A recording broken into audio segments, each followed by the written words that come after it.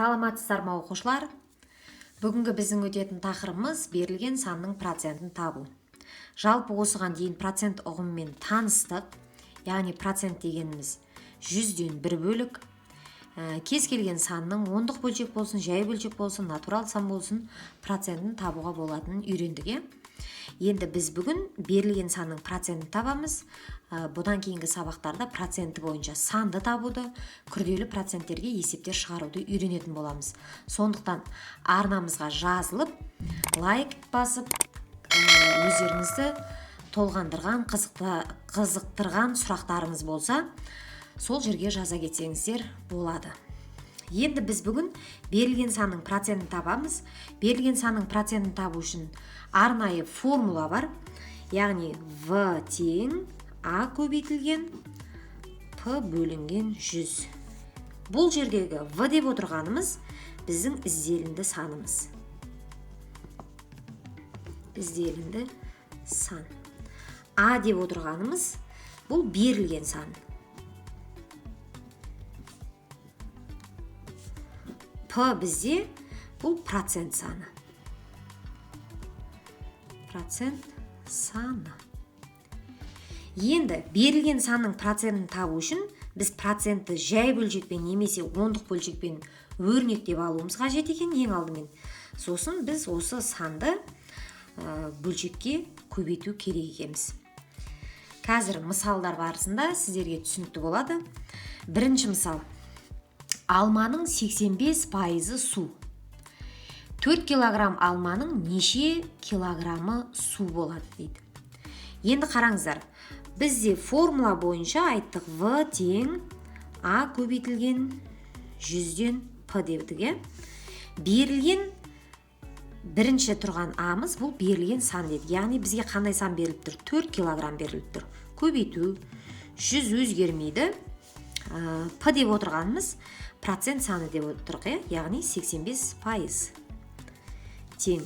Енді біз натурал санмен бөлшекті көбейтпекшіміз. Натурал санның астында бір бар деп есептейміз, бөлшектің бөлімінде. Сонда 4 пен 100 қысқарады 25. 85-ті 25-ге бөлсек, бізде шығады 3,4 килограмм. Демек, 4 килограмм алмада 3,4 килограмм су болады екен. Келесі есепте бұйымның бағасы 12%-ке қымбаттады. Егер осы бұйымның алғашқы бағасы 2000 теңге болса, онда оның қымбаттаған бағасы неше теңге болатынын табуымыз керек. Бұл жерде де формулаға саламыз. В тең А көбейтілген 100-ден П тең. Берілген санымыз бізде 2000 теңге. Көбейту 100-ден. Берілген пайызымыз 12, бірақ алымына мен 12-ні жазбаймын. Неге? Өйткені бұйымның бағасы 12%-ке қымбаттады деп айтып тұр. Демек, бұйым алғашқыда 100% болатын болса, ол 15%-ға қымбаттағаннан кейін 112%-ды құрады. Сондықтан мен 112%-ын табуым керек. Енді бұл жерде де қысқартуды орындасақ болады. Яғни 2000 мен 100 нөлдерін қысқарт жерсем 20, 20-ны 112-ге көбейтсем 2240 теңге шығады екен. Демек, бұл бұйым 12%-ке қымбаттағаннан кейін құны 2240 теңге болыпты. Келесі біздің есебіміз. Тік төртбұрыштың ені 6 сантиметр, ұзындығы одан 75%-ға ұзын дейді. Тік төртбұрыштың ауданын табуымыз қажет. Енді, бұл есепте шамалы алдыңғы есептерге қарағанда 1-2 қадам күрделеу, артықтау орындауымыз керек. Сол үшін берілгенін жазып алайық, біз шатаспас үшін. Бізге ені берілген 6 сантиметр. Ал ұзындығы осы 6 сантиметр, ұзындығы одан 75%-ға ұзын екен. Демек, былай жазаймен 6 қосу 75% дейін. Және біз табуымыз керек нені? Ауданды. Енді шешуі, қараңыздар. Тура алдыңғы формулама саламын. В тең А көбейтілген 100-ден П тең. А бізде 6 сантиметрге тең, көбейту 100-ден 75%-на тең десе егер, мен онда осы жерге 75-ті жаза салатын едім. Ал бірақ маған 75%-ға ұзын деп тұр. Демек мен не жазамын? 175% деп жазам. 175 деген санды жазуым керек. Енді 6-ны 175-ге көбейтіп, оны 100-ге бөлетін болсақ, бізде шығады 10,5 сантиметр. Демек еніміз 10,5 сантиметр екен. Арғарай ауданды табу керек. Ауданның формуласы қандай? Бізде аудан ұзындық пен еннің көбейтіндісіне тең. Яғни тіктөртбұрыштың ұзындығы мен енін көбейтетін болсақ, бізде аудан шығады.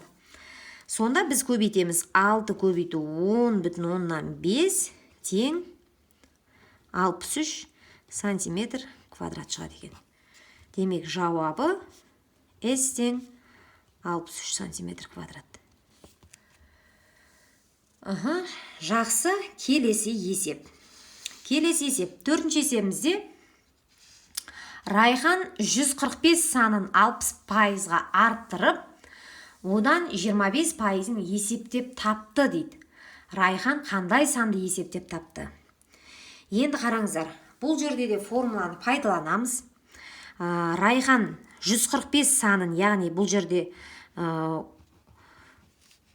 берілген санның процентін табу формуласын қолданамыз. Берілген санымыз біздің 145 көбейту 100-ден 60%-ке арттырып деді, арттырып тұр. 60%-ін тапты деп тұрған жоқ, 60%-ке арттырды деп тұр.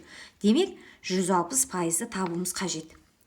Енді 145-ті 160-қа көбейтіп 100-ге бөлсек болады.